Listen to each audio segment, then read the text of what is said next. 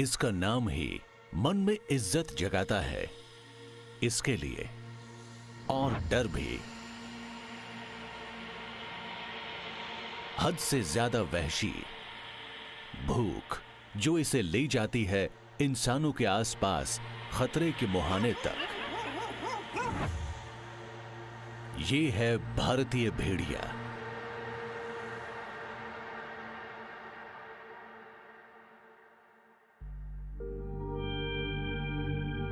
उत्तर कर्नाटका के त्वल्ला हल्ला में एक अजीब सी कहानी सुनाई देती है।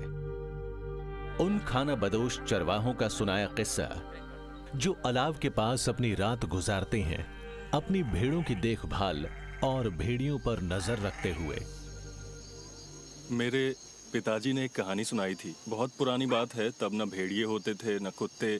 चरवाहे दिन में मवेशी चराते और रात को आराम करते बेखटके।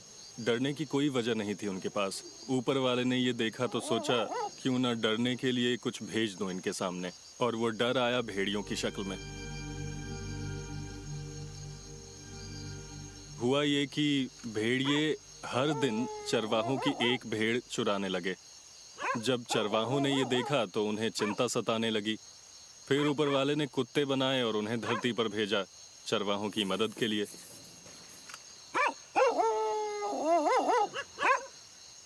भेड़िया हमारे भाई की तरह है, इसलिए हमारी भेड़ों में भी उसका एक हिस्सा है।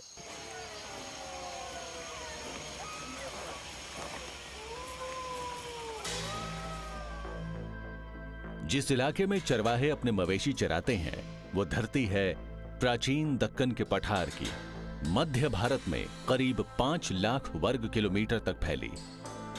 दक्कन बना था डायनासोर्स के आखिरी दिनों में आए जबरदस्त ज्वालामुखी विस्फोटों से। आज यहां जगह जगह ढेर है विशाल पत्थरों के और इलाका घिरा है वीरान मैदानों से। पिछले 3 सालों में सूखे ने सूरत बिगाड़ दी है इस इलाके की। लेकिन यहां रहने वाले जंगली जानवर बखूबी ढल चुके हैं मुश्किल हालातों को झेलने के लिए।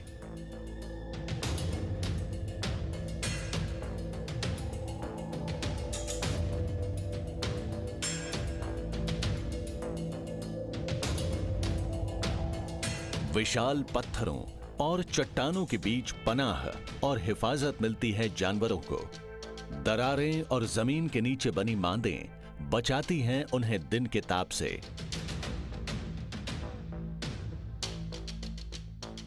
यहां सबसे बड़े परभक्षी हैं इंडियन ग्रे वुल्फ। मिलजुल कर रहने वाले ये जीव 10 से 15 भेड़ियों के छोटे से झुंड में रहते हैं। झुंड की सरपरस्ती करता है रोबीला नर। उसकी साथी ज्यादा दूर कहां होती है उससे। ग्रे वुल्फ्स कभी पूरे उत्तरी गोलार्ध में पाए जाते थे, लेकिन अब उनकी तादाद घट गई है। भारत में पाई जाने वाली 2 उपप्रजातियां हैं, भारत चीन सीमा के हिमालयन वुल्फ और इंडियन ग्रे वुल्फ या मैदानी भेड़िया, जो घास के मैदानों में खुले इलाकों में रहता है। लेकिन दक्कन उनका असली गढ़ है।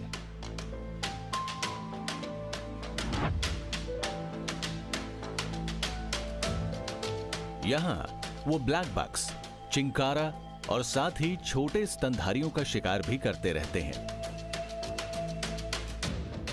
और जहां उनका शिकार जाता है उसका पीछा करते करते ये वहीं पहुंच जाते हैं। भेड़ियों की बदकिस्मती ही है कि जंगली झुंड यहां उत्तर कर्नाटका में यहीं के किसानों के रोपे खेतों तक आ पहुंचते हैं।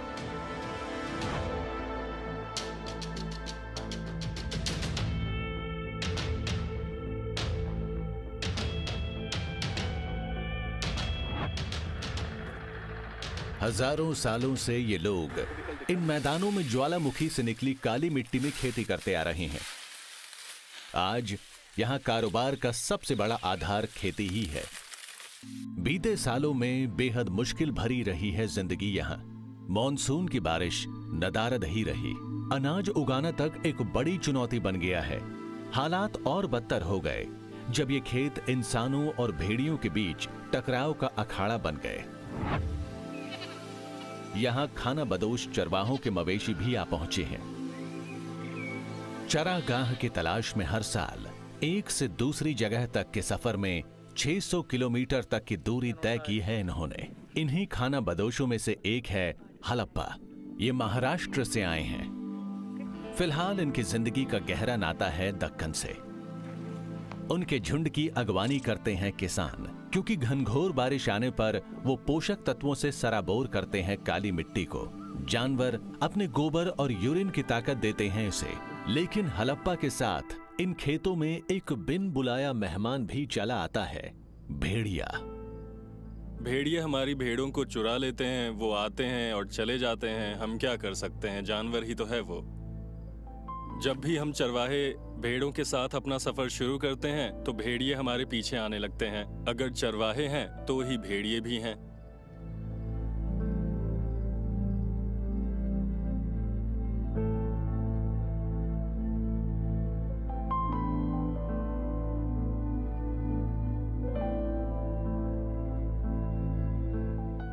खाना बदोशों का भारतीय भेड़ियों को स्वीकार लेना काफी नहीं है इन्हें बचाने के लिए। ये दक्कन से गायब होता जा रहा है।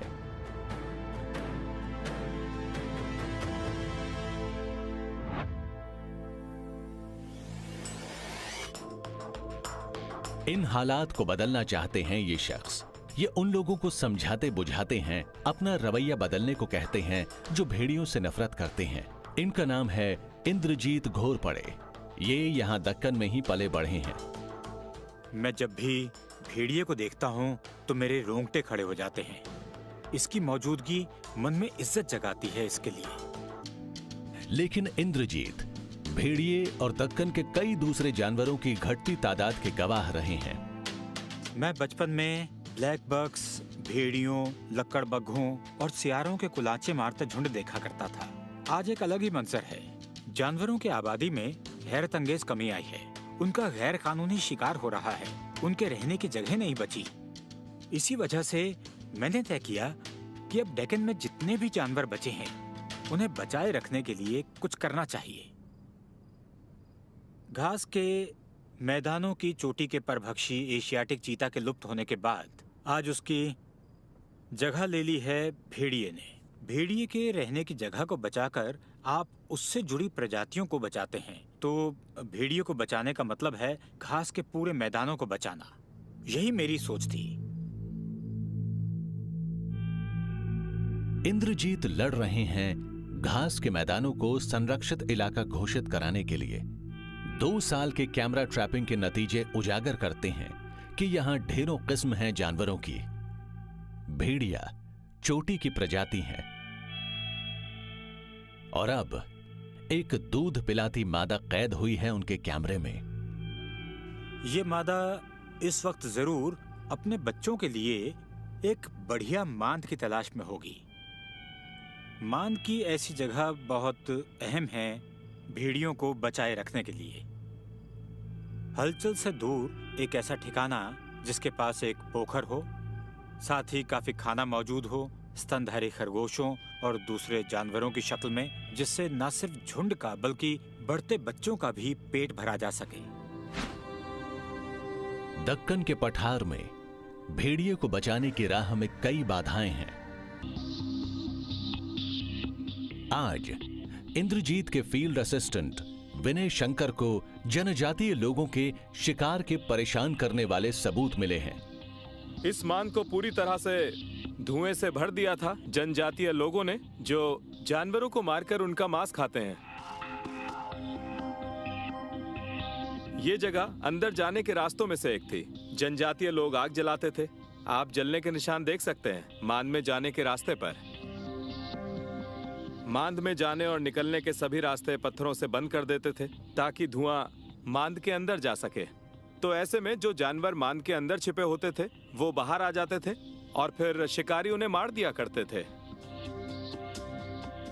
लेकिन यहाँ के लोगों ने इंद्रजीत और विनय को जानवरों के बारे में काफी कुछ बताया है। देखिए वो यहीं आते हैं। अच्छा? पानी पीने। इस पोखर पर भेड़िए आते हैं पानी पीने के लिए। ये कह रहे हैं सियार भी आते हैं। और ये है उनके पंजों के निशान। जहाँ तक भेड़िए का सवाल है तो इसे लेकर मतभेद है, इसके बारे में जानकारी ना होने से। भेड़िया बहुत शर्मीला जानवर है और वो इंसानों के सामने आने से बचता है, पर बदकिस्मती से इस इलाके पर इंसानों का दबदबा रहा है। कुकनपल्ली में सैकड़ों लोग इकट्ठा हुए हैं साप्ताहिक मवेशी बाजार में। बड़ी तादाद में पैसे का लेन देन होता है यहाँ। हलप्पा भी यहीं आते हैं अपने मवेशी बेचने।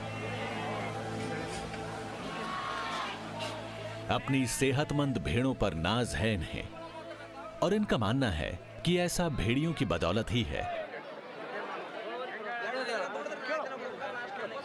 हमारी भेड़ों को जैसे ही भेड़िए की महक आती है वो जल्दी से घास खाती हैं और आगे बढ़ जाती हैं।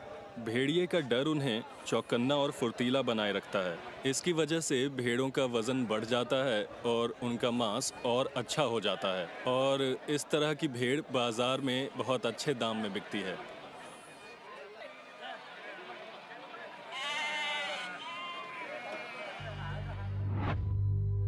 नई नस्ल के ये मवेशी पालने वाले एक ही जगह रहते हैं और अपने घरों के पास ही बड़े बड़े झुंड पालते हैं। भेड़ियों के लिए ये आसान शिकार है, लिहाजा वो चाहते हैं कि परभक्षियों का खात्मा हो जाए। मवेशी पालन भी बढ़ता जा रहा है। 3 साल के जबरदस्त सूखे ने फसलें बर्बाद कर दी हैं। लोग अब खेती करना छोड़ रहे हैं। अब इस इलाके में पालतू झुंडों की भरमार नजर आती है। कोपल जिले में महज 5500 वर्ग किलोमीटर के एक इलाके में करीब 6 लाख मवेशी मौजूद हैं। अपने रहने की जगह से बाहर आए जंगली शाकाहारियों को खा रहे हैं वो, जिसके नतीजे तबाही भरे हैं। सूखा प्यासे ब्लैक बक्स को उन पोखरों तक ले आया है जो मवेशियों के लिए गांव के बगल में बनाए गए हैं। भूखे परभक्षी अपने घटते कुदरती शिकार के पीछे आ पहुंचे हैं इन मरुद्यानों में। किसानों के मवेशी आसान निशाना बनते हैं इनका। लेकिन इंद्रजीत के पास इसके लिए एक तरकीब है। उन्होंने गांव वालों से जमीन का एक छोटा सा टुकड़ा दान करने को कहा है, उनके घरों और झुंड से कहीं दूर, जहां वो पोखर बनाकर उसमें पानी भरेंगे। जंगली शाकाहारी यहीं पानी पिएंगे। उनके परभक्षी भेड़िए उनके पीछे जाएंगे। इससे मवेशियों पर हमला कम हो जाएगा। पानी सूखे से हुई दिक्कतों को भी दूर करेगा। बताओ हमें क्या करना चाहिए? अब मैं क्या बोल सकती हूँ भला? इस साल भी बस उम्मीद ही कर सकते हैं बारिश की। पानी अब ठहरता कहाँ है, पैर तक गीले नहीं होते अब। हमारे जमीनी साथी होने के नाते यहाँ के लोग बहुत अहम हैं। ऐसे इलाकों में रहने वाली इन प्रजातियों के बचे रहने के लिए बचे हुए इलाकों की पहचान करके यहाँ के लोगों को उनके बारे में जागरूक करने के लिए कम से कम वो ये तो मान जाएं कि संरक्षण कितना जरूरी है। इंसान तो बचे रहेंगे क्योंकि वो बहुत समझदार हैं, पर जंगली जानवरों का क्या होगा? भेड़िए जैसी प्रजातियों का क्या होगा? और अगर हम ग्रामीण आबादी वाले इस पूरे इलाके को जंगली जानवरों को कबूल करने और उनके साथ मिलकर रहने के लिए तैयार कर सकें, तो मेरे हिसाब से हम एक बड़ी रुकावट को पार कर लेंगे। संरक्षण और जंगली जानवरों को बचाना जन अभियान बन जाएगा।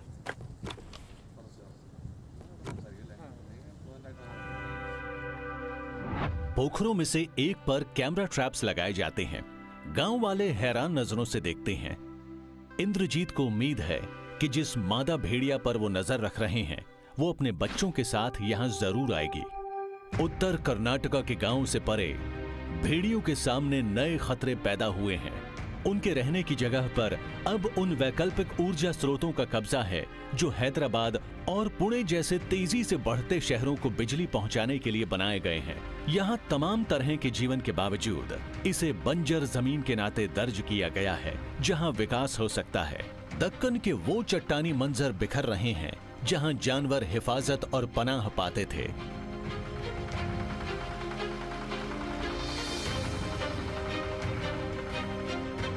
आज भेड़िए और उनके जंगली शिकार पर्यावास के सिकुड़ते टापुओं पर कायम है। सबसे कटकर आपस में बच्चे जनने का खतरा उठाने के चलते जोखिम में है उनके जीन पूल की सेहत। और उनका आने वाला कल भी। ढलती दोपहर में हलप्पा और उनका परिवार अपने मवेशियों की साज संभालकर तैयार है रात के अनजान मंजर के लिए। इंद्रजीत उस जानवर के बारे में और जानने पहुंचे हैं जिसे वो बचाना चाहते हैं।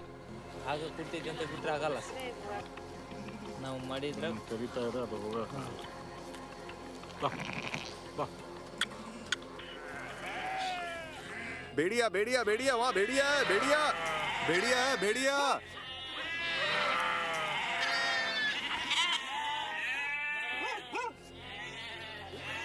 आंखें चमक रही हैं। उसे देख रहे हैं, ये बहुत चालाक होते हैं।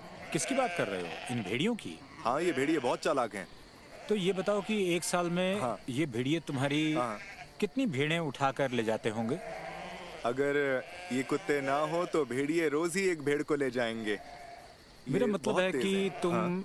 एक साल में भेड़ियों की वजह से ज्यादा भेड़ें गवाते हो या बीमारी की वजह से? मैं ज्यादा भेड़े नहीं गवाता। भेड़ियों की वजह से ज्यादा नहीं? नहीं, भेड़ियों की वजह से नहीं।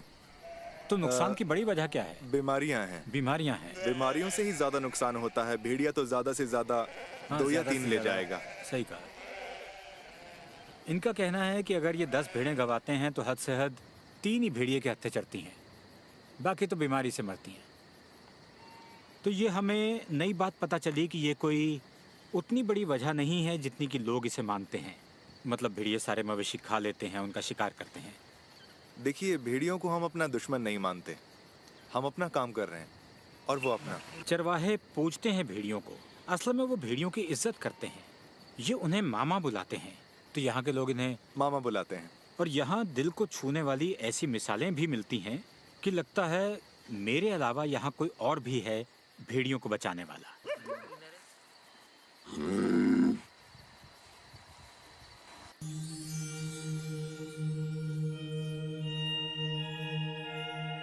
कैमरा ट्रैप में कैद हुई भेड़ियों की एक नई पीढ़ी।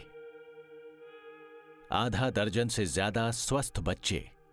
लेकिन क्या इनका भविष्य है?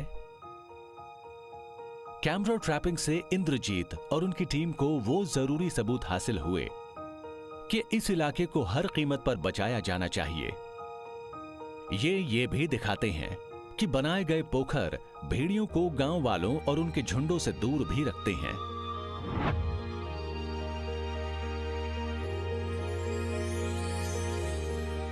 उम्मीद है मेरे बच्चों को और पोतों को भी जंगल में भेड़िया दिखेगा, जैसे मुझे और मेरे बुजुर्गों को दिखा है। क्योंकि मुझे नहीं लगता कि जंगल में भेड़िया देखे बिना आपकी या जंगली जानवरों को प्यार करने वाले किसी की भी जिंदगी पूरी होती है।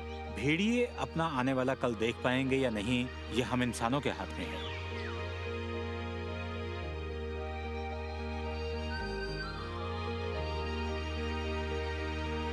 मैं तो बस उम्मीद कर सकता हूँ कि अपने आसपास छोटे स्तर पर मैं जो कर रहा हूँ उससे इस दिलचस्प जानवर को मदद मिलेगी जिसे मैं बहुत पसंद करता हूँ।